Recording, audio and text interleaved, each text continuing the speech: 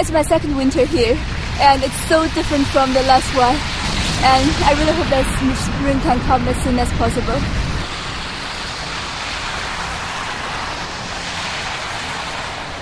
We've had plenty of snow. We're done with snow. We're ready for the spring. Cherry blossoms supposedly right around the corner. We hope.